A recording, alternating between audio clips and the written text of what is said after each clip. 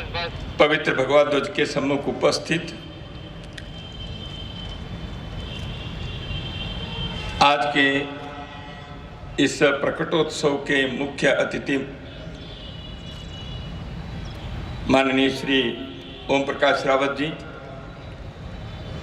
राष्ट्रीय स्वयंसेवक संघ के माननीय क्षेत्र संघ चालक श्री अशोक सोनी जी, माननीय प्रांत संघ चालक श्री अशोक पांडे जी, माननीय महानगर संघ चालक डॉक्टर राजेश सेठी जी, इस कार्यक्रम में संघ के निमंत्रण पर आकर समाज और राष्ट्र के प्रति अपने प्रेम और भक्ति के भाव को प्रकट कर रहे हैं। समाज के सभी सज्जन बंधु, श्रद्धेय माता भगिनी, प्रिय स्वयंसेवक बंधुओं,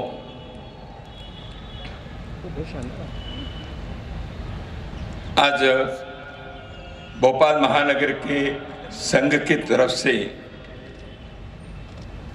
प्रकटोत्सव ऐसे इसको जिसको कहा है, ऐसे यह कार्यक्रम हो रहा है। एक दृष्टि से यह राष्ट्रीय स्वयंसेवक संघ के भोपाल शाखा के वार्षिकोत्सव कार्यक्रम जैसे है। माननीय मुख्य अतिथि महोदय ने अपने अत्यंत संक्षेप लेकिन सारगर्भित वक्तव्य में भारत के वर्तमान परिस्थिति और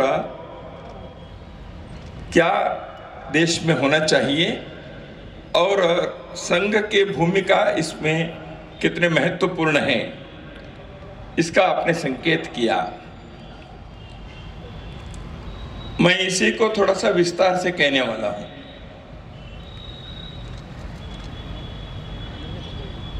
संघ के बारे में भोपाल के जनता को नए सिरे से कहने की कोई आवश्यकता नहीं है। वैसे देखा तो राष्ट्रीय स्वयंसेवक संघ आज भारत में कोई अपरिचित नाम नहीं है, अपरिचित संगठन नहीं है।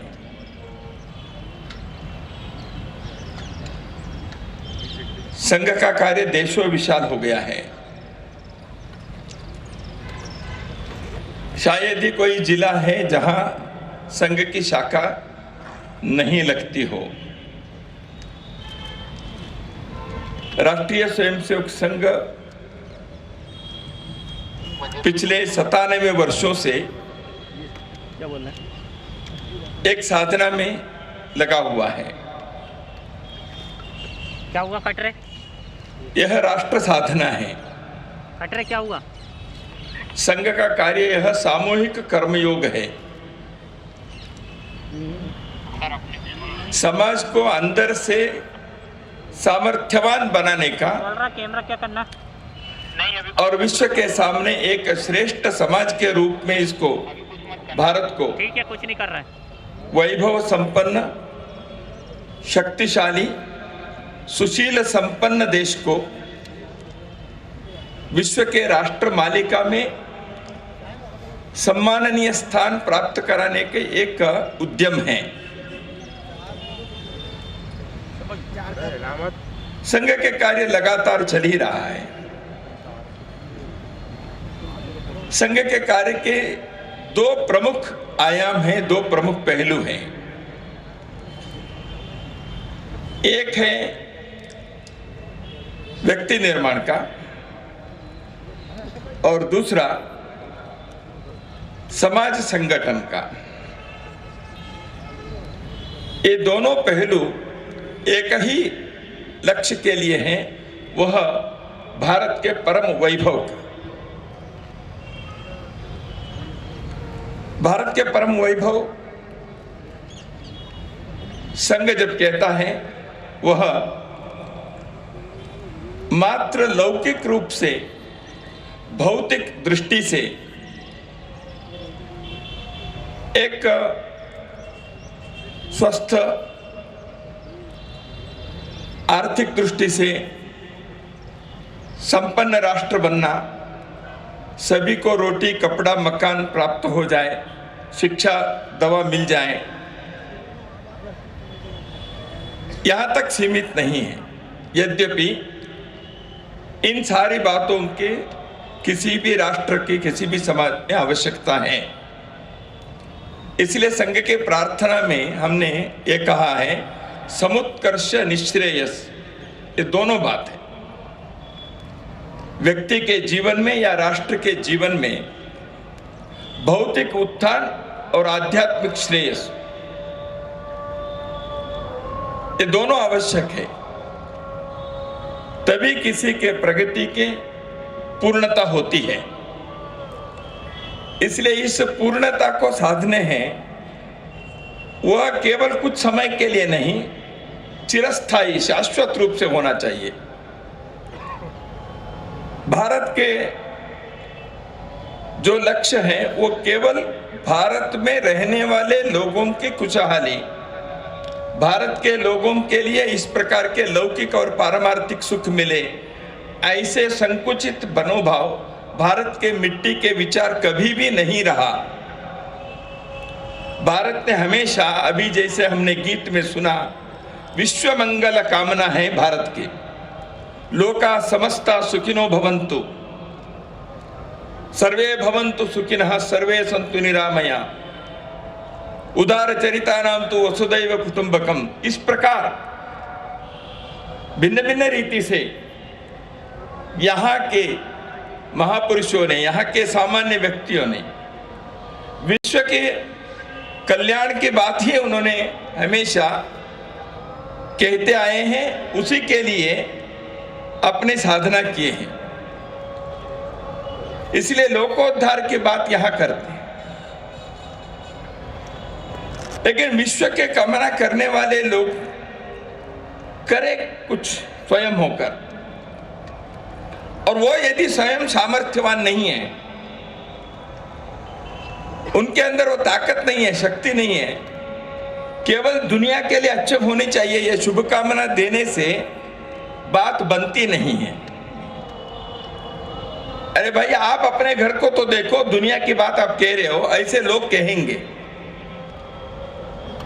इसलिए हम पहले कदम, पहले चरण के रूप में भारत के परम वैभव की बात, उसके लिए कार्य, उसके लिए तपस्या, उसके लिए साधना,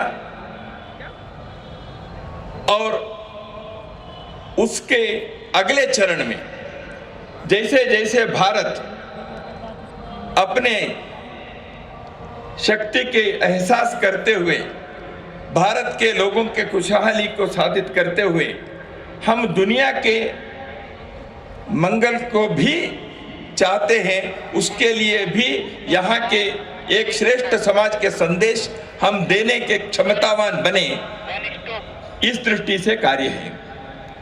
संघ इसी भारत के लक्ष्य को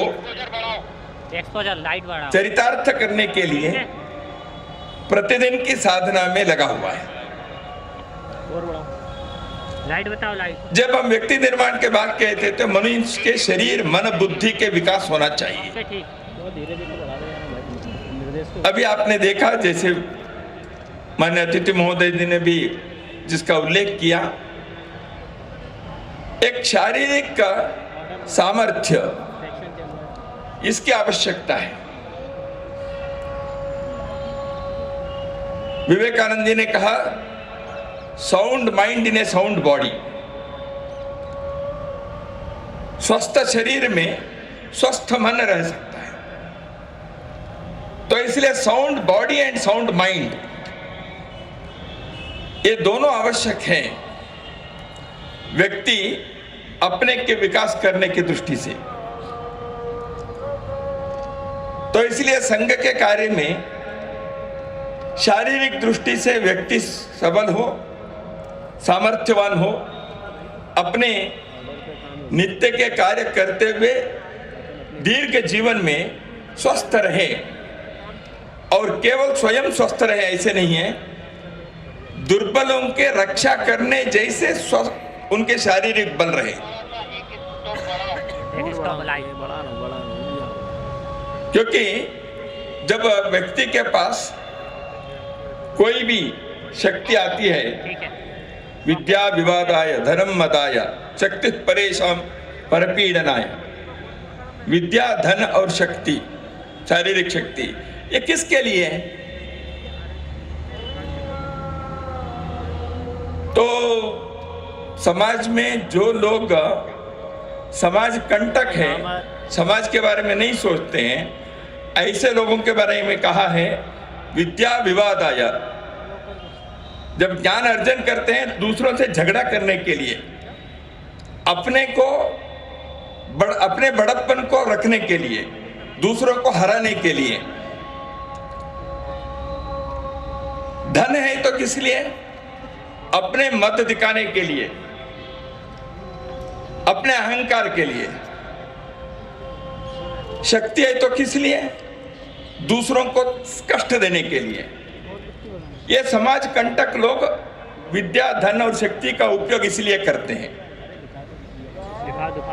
लेकिन समाज के जो चिंता करते हैं, समाज के भलाई चाहते हैं, ऐसे लोग क्या करते हैं?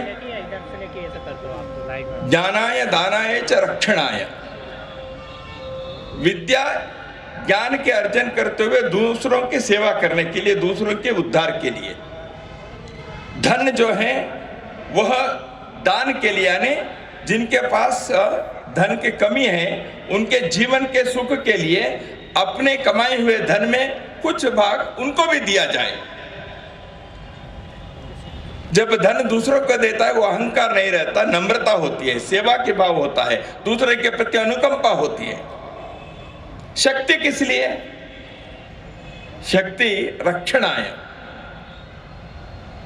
जो कमजोर हैं, दुर्बल हैं, उनके रक्षा के लिए, उनके सेवा के लिए। इसलिए शक्ति का अर्जन यह अहंकार नहीं लाना चाहिए। तो संघ ने इस विषय में सोचकर व्यक्ति के निर्माण के लिए इन बातों को आग्रह पूर्वक रखा। इसलिए प्रतिदिन की शाखा में संघ शक्ति की आराधना करता है।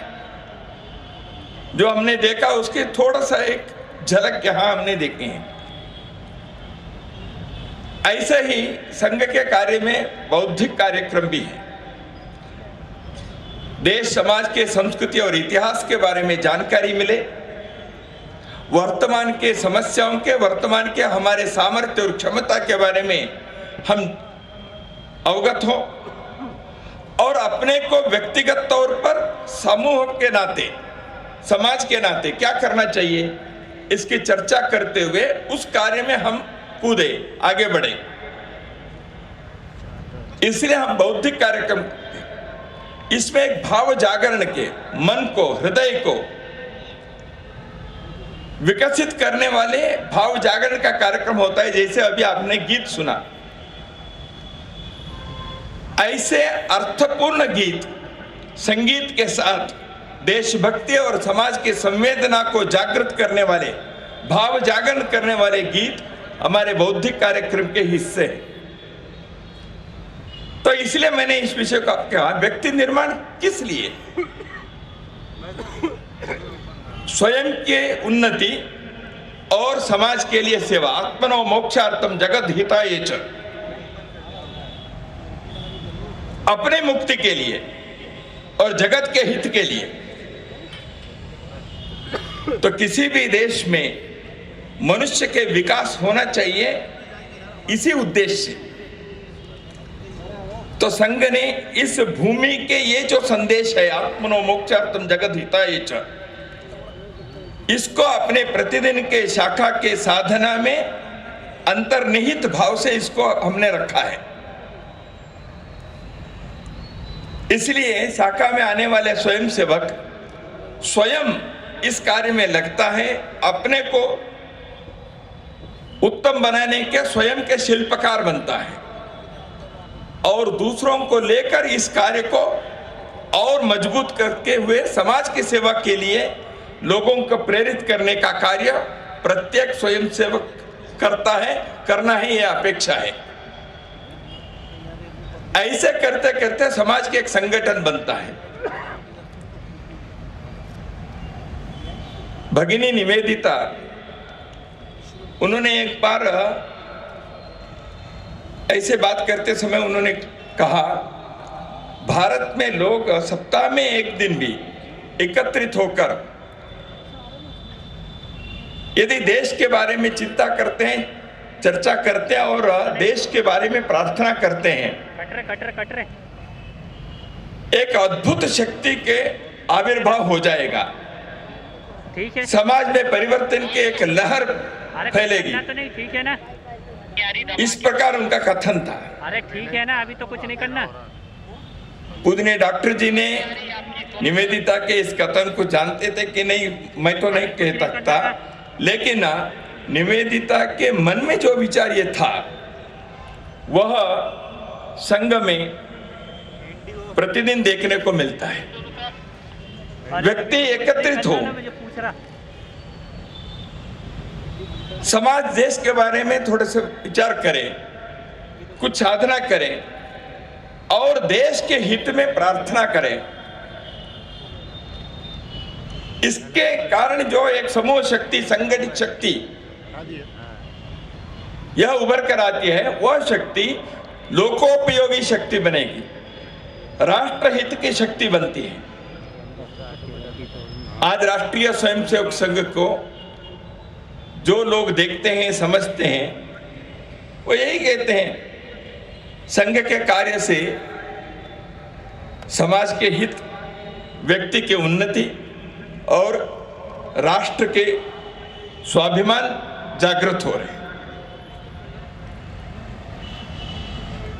तो इसलिए समाज संगठन के यह कार्य अच्छे व्यक्तियों से ही संभव है।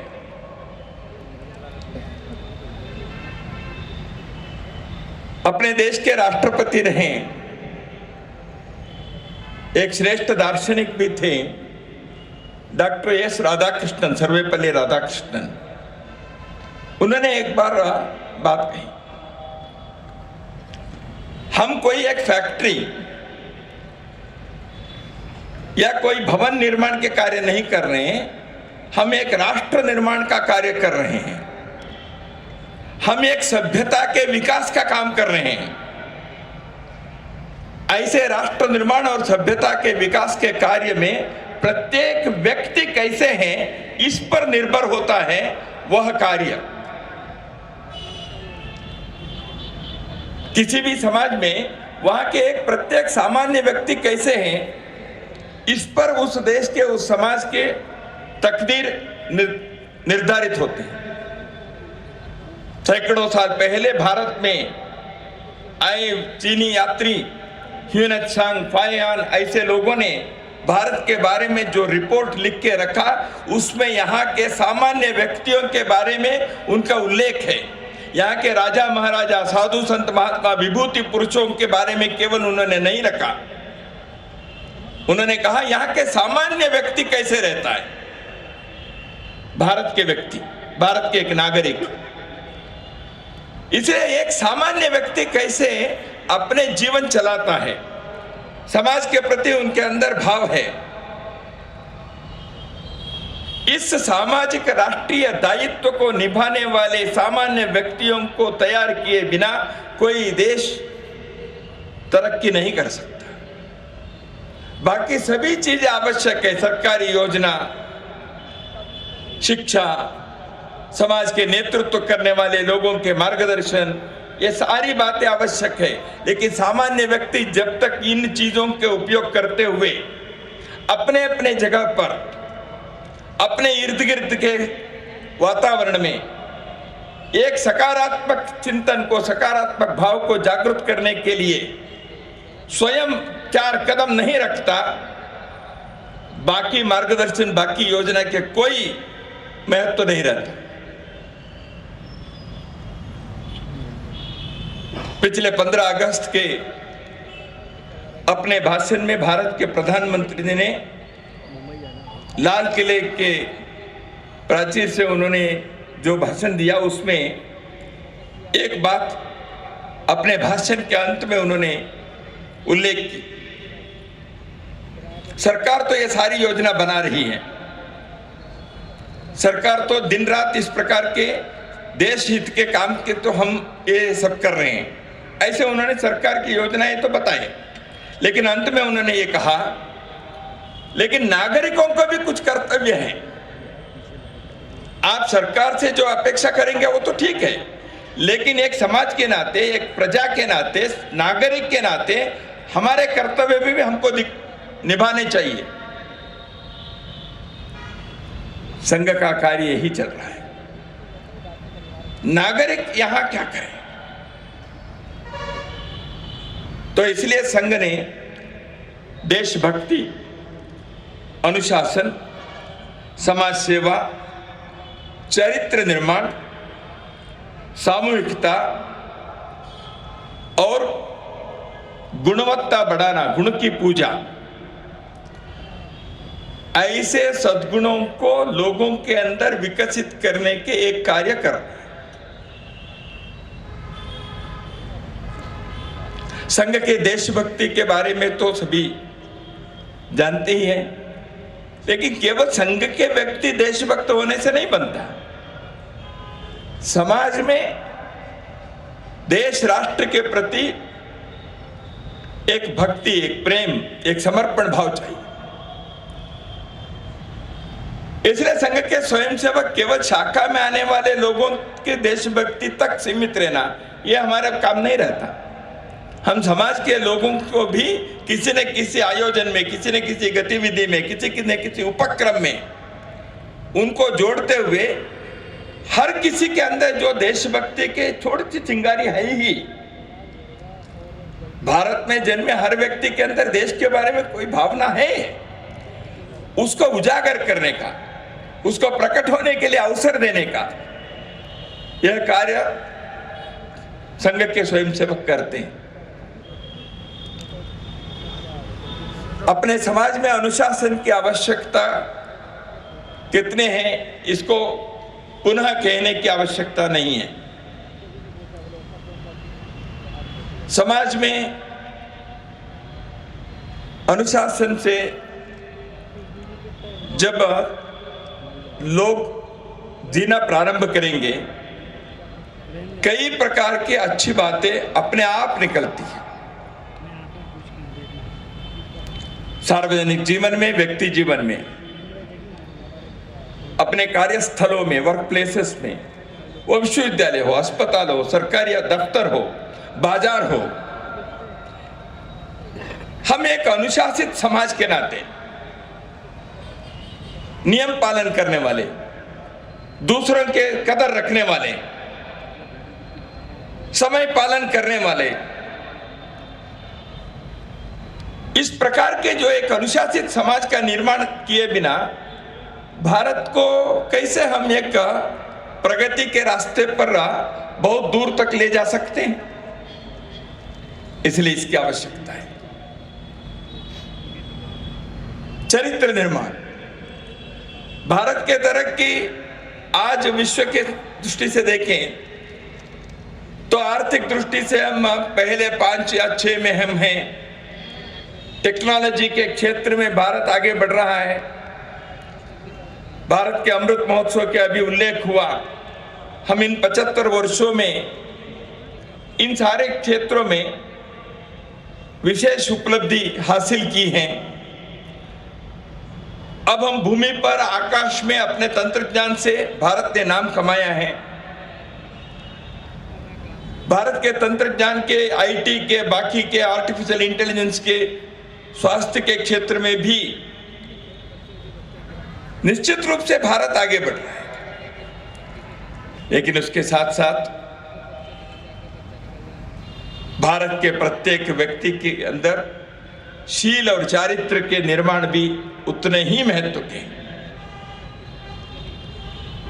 इसलिए इस चरित्र निर्माण के प्रत्येक व्यक्ति शील संपन्न हो, यह कार्य भी भारत के विश्व मान्यता प्राप्त करने के लिए आवश्यक है। सर्वसामान्य व्यक्ति चारित्र संपन्न हो, समाज के नेतृत्व करने वाले लोग शील संपन्न, चारित्र संपन्न हो। अपने जीवन में चरित्र के निर्माण के दृष्टि से वो यदि प्रयत्न नहीं करेंगे, if character is lost everything is lost. पहले दो चीज तो सब जानते हैं, if wealth is lost nothing is lost, if health is lost something is lost, if character is lost everything is lost. अपने देश में कई बार समर्थ लोग, क्षमतावान लोग, प्रतिभावान लोग किसी की न किसी क्षेत्र में ऐसे अच्छे अच्छे स्थान को हासिल करने वाले लोग बहुत हैं, लेकिन कई बार शील और चारित्र के बारे में प्रश्न चिन्ह खड़े होने से देश में एक ऐसी स्थिति आती है, जनता के मन में ऐसी स्थिति आती है, हम किसके तरफ देख के आदर्श कहलाते, हम किसके मार्ग, किसके प्रेरणा से आगे बढ़े। क्योंकि व्यक्ति जीवन, सार्वजनिक जीवन में चारित्र के बहुत आग्रह करने की आवश्यकता है। ऐसे ही निस्वार्थ सेवा की समाज में बहुत बड़े प्रमाण में लोगों के जीवन को, उनके जीवन के स्तर को ऊपर उठाने की आवश्यकता भी है। ये सारी बातें सरकार करें, समाज का भी कर्तव्य होता है।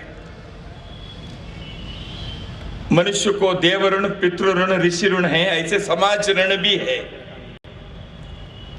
इस समाज ऋण को चुकाने के लिए समाज की सेवा करना, इस कार्य में भी प्रत्येक परिवार को सोचना चाहिए, मैं मेरे से दुर्बल, कमजोर ऐसे व्यक्तियों के लिए क्या कर सकता हूं।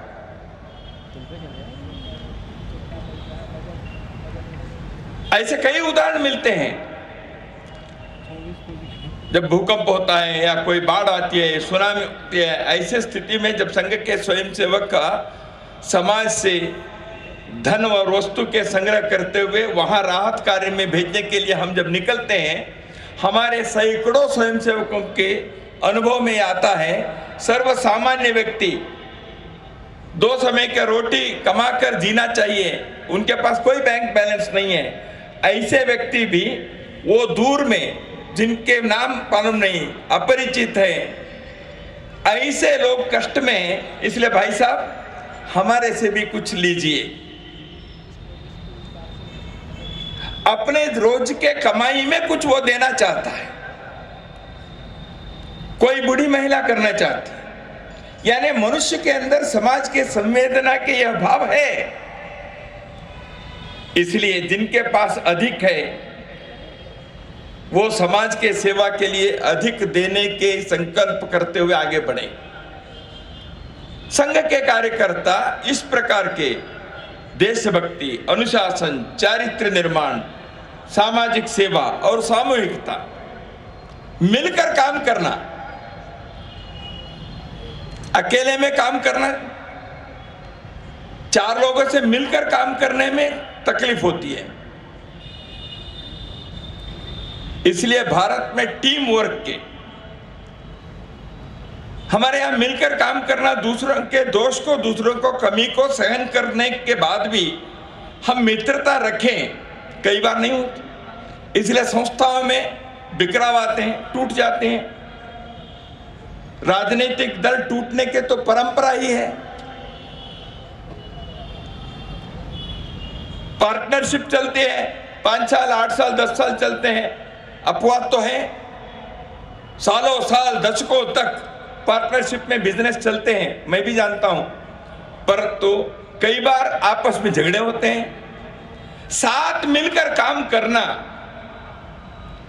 किसी भी क्षेत्र में, यह सामूहिकता, यह कई बार मार खाती है। संघ में हम सामूहिकता के पाठ सिखाते हैं। तो अपने देश के सांस्कृतिक धरोहर भी हम देखें, इन गुणों को ही लेकर हम महापुरुषों के याद करें। भगवान राम, श्री कृष्ण, भगवान महावीर, महात्मा बुद्ध, गुरु नानक, विवेकानंद, गांधी जी, सुभाष, ऐसे कितने भी लोगों का आप याद करेंगे जिनको महापुरुष के नाते समाज पूछता है, उनके आदर्शों पर चलने के लिए विचार करता है। उन लोगों ने इन्हीं विषयों को कहा। मातृभूमि के प्रति अनन्य निष्ठा, चारित्र के प्रति कोई समझौता नहीं, दूसरे के प्रति संवेदना रखते हुए सेवा के कार्य में आगे बढ़ना, यही तो भारत के संस्कृति के देन है। सत्य के लिए स्मशान पर भी जाने के लिए राजा हरिश्चंद्र तैयार हो गए।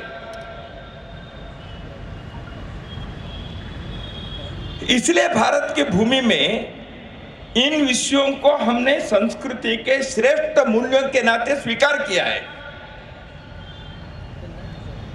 क्या केवल ये इतिहास में रहने वाली म्यूजियम पीस है, या वर्तमान में और भविष्य में भी व्यक्ति और समाज राष्ट्र के जीवन के लिए मार्गदर्शक सूत्र नहीं बनेंगे? हमारे रास्ते पर जाने के लिए दीप स्तंभ के नाते उनकी आवश्यकता नहीं है? हर पीढ़ी के लिए किसी भी राष्ट्र में इन जीवन मूल्यों की आवश्यकता है। इसलिए संघ के कार्य चलता है। इन मूल्यों को हमें समाज में स्थापित करना है। हर व्यक्ति, हर परिवार इसके बारे में अपने घर घर में हम कैसे इन विषयों को अपने जीवन में उतार सकते हैं, यह विचार करना चाहिए। संघ की शाखा इसी कार्य को करने के लिए प्रयत्न के एक सफल उपकरण है। बनारस हिंदू विश्वविद्यालय के संस्थापक, भारत के स्वतंत्रता संग्राम के एक श्रेष्ठ स्वतंत्रता सेनानी, भारत के संस्कृति के परम आराधक मदन मोहन मालवीय जी ने उनकी जो रचना है उसमें उन्होंने यही कहा, ग्रामे ग्रामे सभा कार्या, ग्रामे ग्रामे कथा शुभा, मल्लशाला पाठशाला प्रतिपर्व महोत्सव। ग्राम ग्राम में ऐसे सज्जन लोग इकट्ठे हो जाएं। ग्राम ग्राम में सभा कार्य यानी सभा करनी ऐसे नहीं है मंतव्य।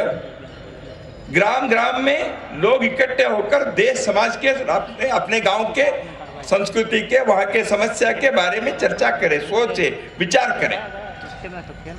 ग्रामे ग्रामे कथा शुभा, अच्छे बातों को, जनहित के, व्यक्ति हित के, समाज हित के बातों के बारे में वहां चर्चा हो, लोगों को बताए जाए।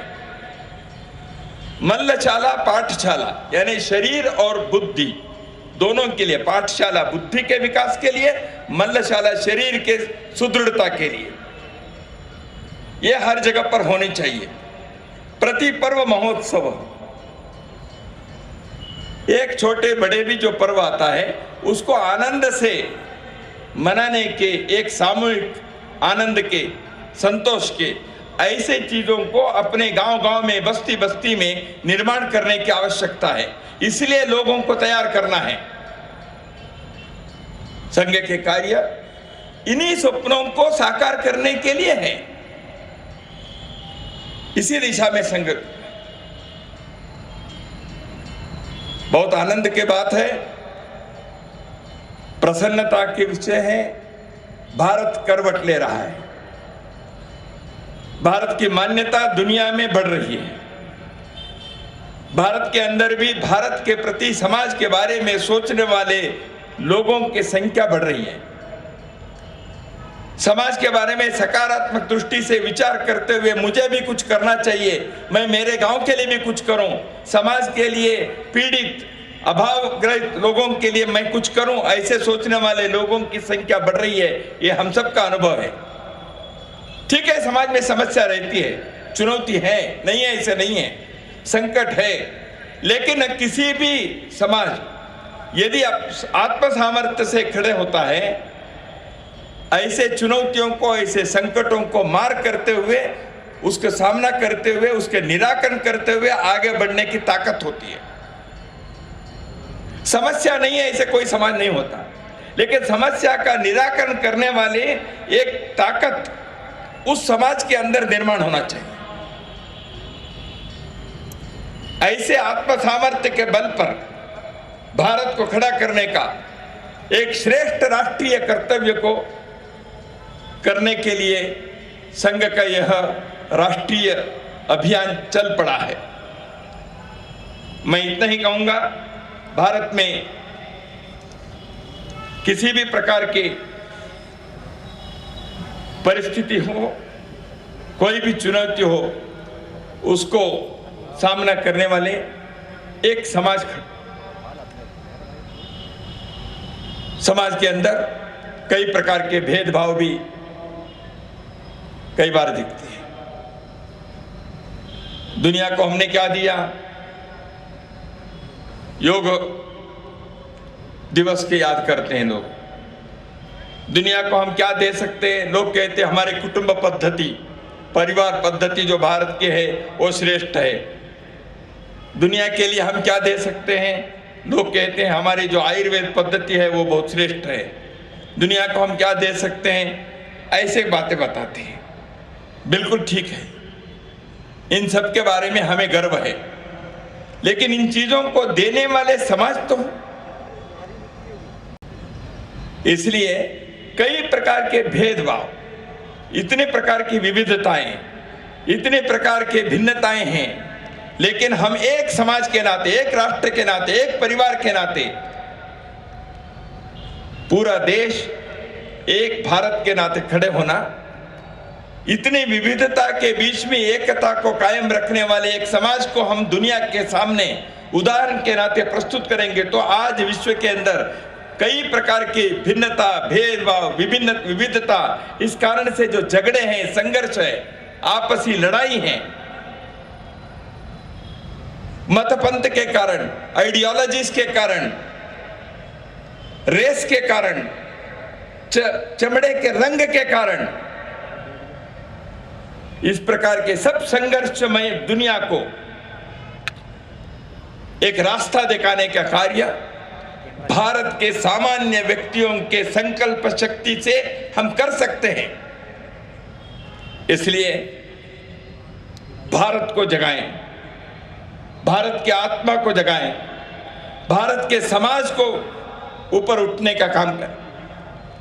महर्षि अरविंदो ने यही कहा था, भारत उठेगा अपने लिए नहीं, भारत उठेगा दूसरों को कुचलने के लिए, दबाने के लिए नहीं, भारत उठेगा विश्व के लिए एक दीप स्तंभ बनकर सबके लिए प्रकाश देने के लिए।